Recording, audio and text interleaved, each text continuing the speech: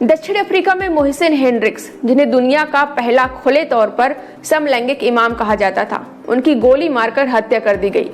57 साल के Hendricks Cape Town में एक मस्जिद चलाते थे जो खास तौर पर LGBTQ+ समुदाय और अन्य हाशिए पर पड़े मुसलमानों के लिए एक सुरक्षित स्थान के रूप में जानी जाती थी।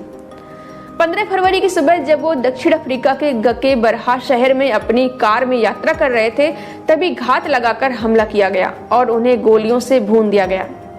स्थानीय पुलिस के मुताबिक चेहरे ढके हुए 2 हमलावरों ने उनकी कार रोकी और पीछे की खिड़की से लगातार गोलियां चलाई। हमले का CCTV फुटेज भी सामने आया है, जिसमें हमलावरों को कार के पास जाकर फायरिंग करते देखा गया। कुछ रिपोर्ट्स के मुताबिक हेंड्रिक्स की हत्या उस समय हुई जब वो एक समलैंगिक विवाह समारोह में शामिल होने गए थे। इस हमले से पूरी दुनिया के LGBTQ+ समुदाय में शोक की लहर दौड़ गई। मोहसिन हेंड्रिक्स कौन थे?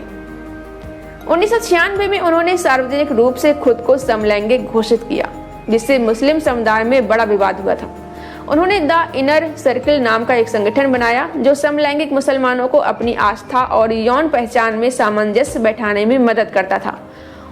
उन्होंने केप टाउन में मस्जिदुल घुरबाय की स्थापना की, जो समलैंगिक और हाशिए पर पड़े मुसलमानों के लिए बड़ा समावेशी मस्जिद था। 2022 में वो द रेडिकल डॉक्यूमेंट्री का हिस्सा बने, जिसमें उन्होंने कहा था कि प्रामाणिक होने की जरूरत मरने के डर से ज्यादा बड़ी होती है। हेंड्रिक्स हमेशा अंतरधार्मिक संवाद, LGBTQ+ समुदाय और इस्लाम के बीच समावेशिता की वकालत करते थे।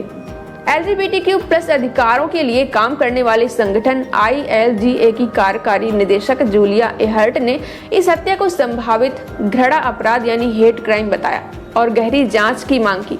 उन्होंने कहा कि मोहसिन हेंड्रिक्स ने पूरी दुनिया में कई लोगों को उनकी आस्था और पहचान के बीच सामंजस्य बनाने में मदद की। उनकी हत्या ये दिखाती है कि LGBTQ+ समुदाय को आज भी कितना भेदभाव और हिंसा झेलनी पड़ती है। दक्षिण अफ्रीका पहला अफ्रीकी देश है जिसने 2006 में समलैंगिक विवाह को कानूनी मान्यता दी। वहाँ का संविधान यौन रुझान के आधार पर किसी भी भेदभाव को गैर कानूनी मानता है। बावजूद इसके LGBTQ+ लोगों के खिलाफ हिंसा और हत्या की घटनाएं आम हैं। देश में हत्या की दर दुनिया में सबसे ज्यादा मानी जाती है। आइए जानते हैं क्या है समलैंगिकता। समलैंगिकता यानी होमोसेक्सुअलिटी पर इस्लाम क्या कहता है, इस्लाम में ये संबंध जायज है या नहीं, ये जानने से पहले जान लीजिए कि समलैंगिकता क्या होती है। दरअसल आमतौर पर देखें तो एक पुरुष और एक महिला एक दूसरे को देखकर आकर्षित होते हैं और एक पुरुष और महिला ही शादी करते हैं। लेकिन दुनिया में ऐसे कई लोग हैं जो अपने ही जेंडर यानी एक पुरुष से दूसरे पुरुष से संबंध बनाना चाहते हैं, जिन्हें गे कहते हैं, और महिला दूसरी महिला से संबंध बनाना चाहती है, जिन्हें लेस्बियन कहते हैं। वहीं कुछ लोग ऐसे भी होते हैं जो पुरुष और महिला दोनों के साथ यानी अपने जैसे जेंडर और अपने से अलग जेंडर के साथ भी रिश्ते बनाना चाहते हैं, उनको बाइसेक्सुअल कहते हैं। अब आइए जानते हैं समलैंगिकता को लेकर इस्लाम क्या कहता है।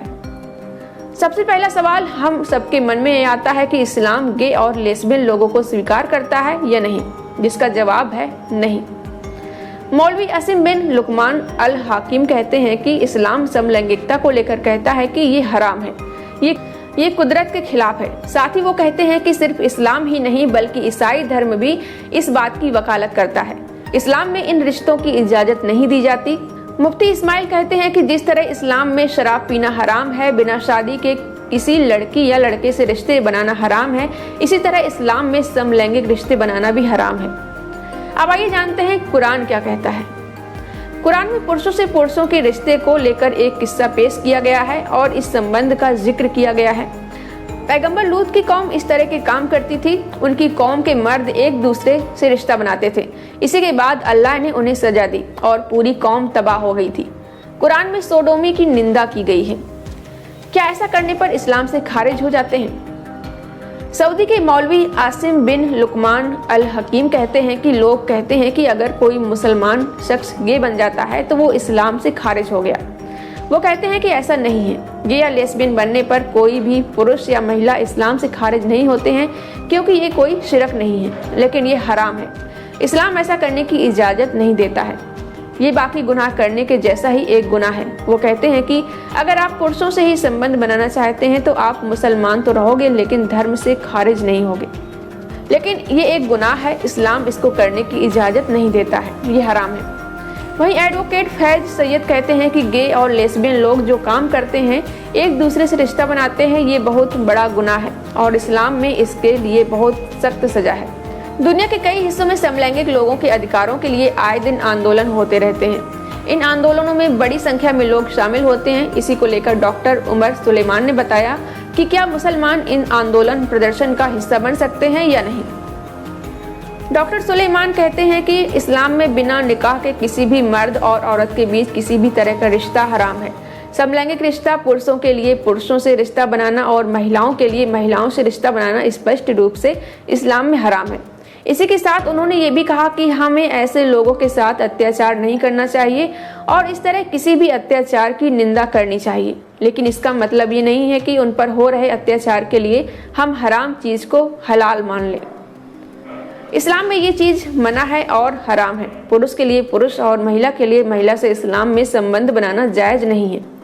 ये बहुत बड़ा गुनाह है और इस गुनाह को गुनाह एक कबीरा कहा जाता है। इस गुनाह के लिए सजा दी जाएगी। हालांकि मौलाना कहते हैं कि इस गुनाह के लिए इस्लाम में अगर तौबा किया जाए, तो इरादा किया जाए, तो इस गुनाह को दोबारा नहीं किया जाएगा, तो अल्लाह माफ़ कर देता है। लेकिन अल्लाह से इस गुनाह के बाद खूब तौबा करना और इस गलती को ना दोहराने का इरादा होना बेहद ज़रूरी है। आपका इस बारे में क्या कहना है और आपकी क्या राय है, हमें कमेंट करके बता सकते हैं। और ये जानकारी आपको पसंद आई हो तो वीडियो को लाइक करें, शेयर करें और चैनल को सब्सक्राइब ना किया हो तो सब्सक्राइब जरूर करें।